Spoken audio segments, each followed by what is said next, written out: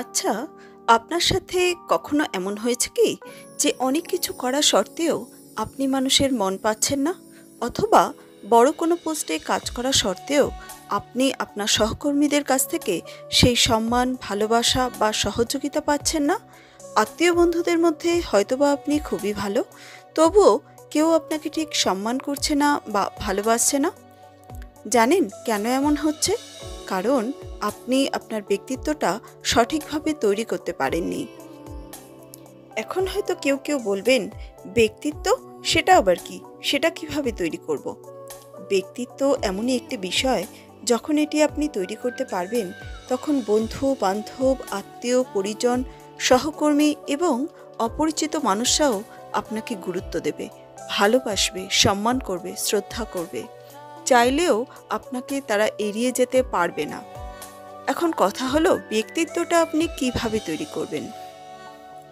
আপনি হয়তো কখনো কখনো শুনে থাকবেন, এভাবে হাঁটলে, ওভাবে কথা বললে, কিংবা এই পোশাক পরলে আপনাকে অনেক স্মার্ট দেখাবে। কথাটা কিন্তু একেবারে ভুল নয়। হয়তো ওই রকম করলে সত্যিই আপনাকে স্মার্ট দেখাবে। হ্যাঁ, কিছু কিছু মানুষ আপনার প্রতি আকর্ষিত হবেও, কিন্তু স্মার্ট দেখানোটা কি আপনার উদ্দেশ্য, নাকি স্মার্ট হওয়া? নাটক আপনি কতক্ষণ করতে পারবেন?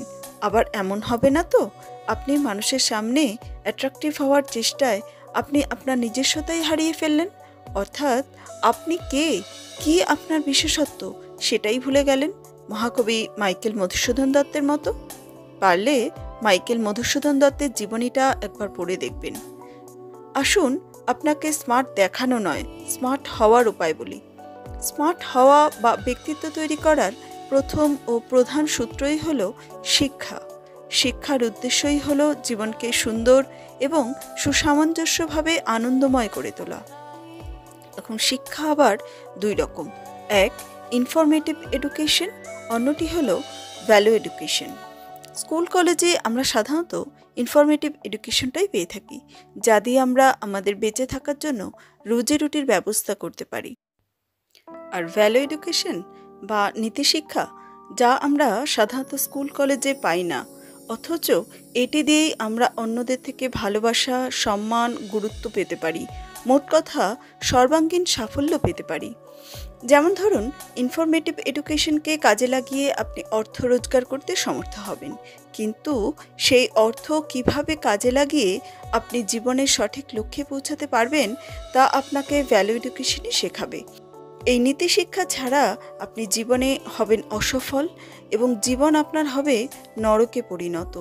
একটু খেয়াল করলেই আপনার আশেপাশে এর ভরি ভরি উদাহরণ দেখতে পাবেন। এই নীতিশিক্ষা বা ভ্যালু এডুকেশন আমরা স্কুলে পাই হয়তো নার্সারি বা ক্লাস 1-এর একটু আধটু সময়, কিন্তু সেটাই আমাদের ব্যক্তিত্ব তৈরি করতে সবচেয়ে বেশি সহযোগিতা করে। কিভাবে? সেটা জানতে হলে ব্যক্তিত্ব তৈরি করার উপায়ের কয়েকটি পর্ব আপনাকে দেখতে হবে।